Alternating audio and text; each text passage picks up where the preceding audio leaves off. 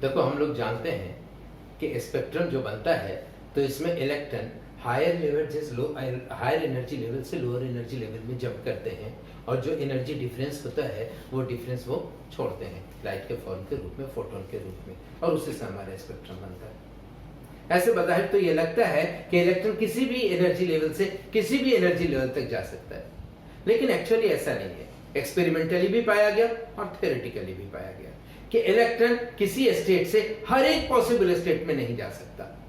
ठीक है, कुछ उसमें एक रूल फॉलो करते हैं, क्लियर है, जो एक्सपेरिमेंटली भी हम लोगों ने देखा, थ्योरेटिकली भी वो रूल मिलते हैं।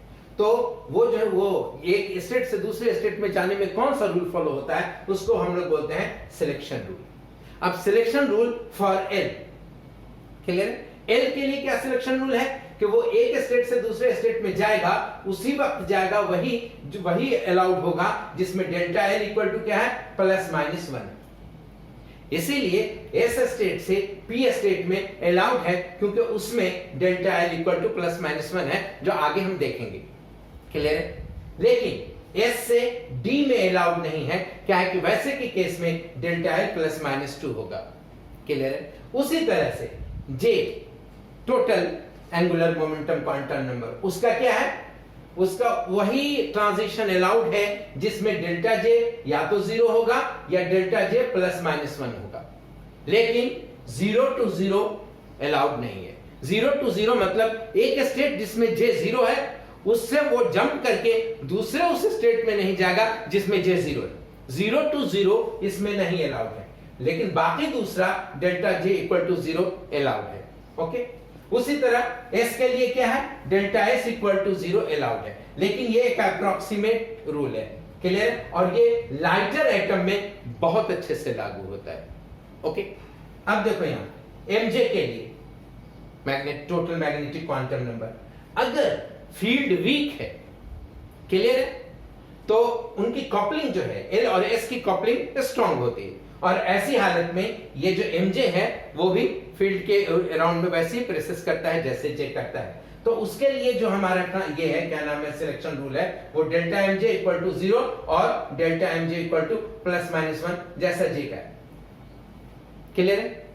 लेकिन अगर स्ट्रॉन्ग मैग्नेटिक फील्ड है तो वो L और J की कपलिंग टूट जाती है।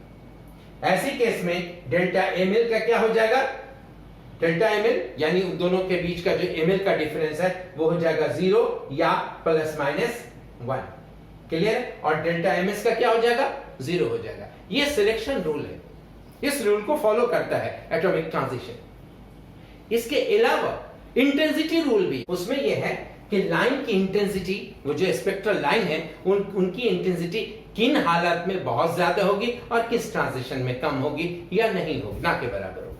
जैसे डेल्टा L -1 और डेल्टा J -1 हो तो बहुत तेज, बहुत इंटेंसिटी वाला हमको स्पेक्ट्रल लाइन मिलेगा, लेकिन डेल्टा L -1 और डेल्टा J 0 हो तो इंटेंसिटी कम होगी।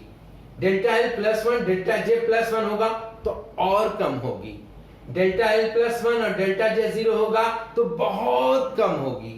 और ये दो केस हो गया, डेल्टा L -1 डेल्टा J +1 और डेल्टा L +1 डेल्टा J -1, तो उसकी इंटेंसिटी 0 होगी, लाइन नहीं होगा। अब हम लोग देखेंगे sodium D1 lines and D2 lines कैसे क्रिएट होते हैं। हम जानते हैं कि सोडियम का एटॉमिक नंबर कितना है, 11 है, तो उसमें कितने इलेक्ट्रॉन्स होंगे, 11। इलेक्ट्रॉनिक कॉन्फ़िगरेशन क्या होगी, 1s2 2s2 2p6 3s1, 6 2 8 2 10 1 11। यही वैलेंस इलेक्ट्रॉन है जो सारा का सारा गेम खेलेगा, सारा का सारा जो इसमें स्पेक्ट्रम बनेगा वो इसी की वजह से। तो ये जो ग्राउंड स्टेट इसका है उसमें हम देखते हैं एस स्टेट है, एस स्टेट के, अच्छा यही इसका एक इलेक्ट्रॉन का भी होगा, टोटल एटम का भी होगा। अब एस स्टेट के लिए L 0 हो गया, एक इलेक्ट्रॉन है, S हाफ हो गया, 0 + हाफ J हाफ हो गया, इसका मल्टीप्लिसिटी 2s + 1 कितना हो गया, 2 हो गया। ओके, तब इस लेवल को हम लोग क्या बोलेंगे, 2s हाफ, क्लियर है, S हाफ। अब 3s1 के बाद अगर ये हमारा एक्साइटेड स्टेट में जाएगा तो 3p वाले में जाएगा, क्लियर है, अगला लेवल p होगा। अब जो अगला लेवल p हो जाएगा तो उसके लिए L क्या हो जाएगा, 1, S तो अभी भी हाफ है। अब J क्या होगा, 1 प्लस हाफ तो 3/2, 1 माइनस हाफ तो हाफ। अब हमारे पास क्या हुआ, ग्राउंड स्टेट में तो एक लेवल आ गया ये वाला, लेकिन ये एक्साइटेड स्टेट में एक J के 3/2 के लिए और एक J के हाफ के लिए। तो हमारे पास एक्साइटेड स्टेट वाला लेवल कौन कौन हुआ, 2p 3/2, 2p हाफ, और ग्राउंड स्टेट क्या हुआ, 2s हाफ।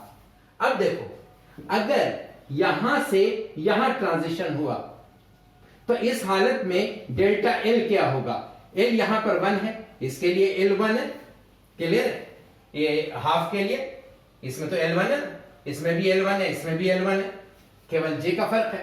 तो इससे इसमें आया तो L का वैल्यू इसमें 1 था, इसमें 1 था, इसमें 0 था, J का वैल्यू इसमें 3/2, इसमें हाफ, इसमें हाफ। यहां से यहां आया तो डेल्टा L 1 माइनस 0 1 अलाउड, क्लियर है, delta J half minus half allowed, 0 to 0 transition तो है नहीं, 0 है, अलाउड, यानी ये D1 लाइन कहलाता है, ये ट्रांजिशन अलाउड है। जिससे हमको सोडियम की 2 लाइन आती है उसमें से एक D1 है, ये D1 लाइन हो गया।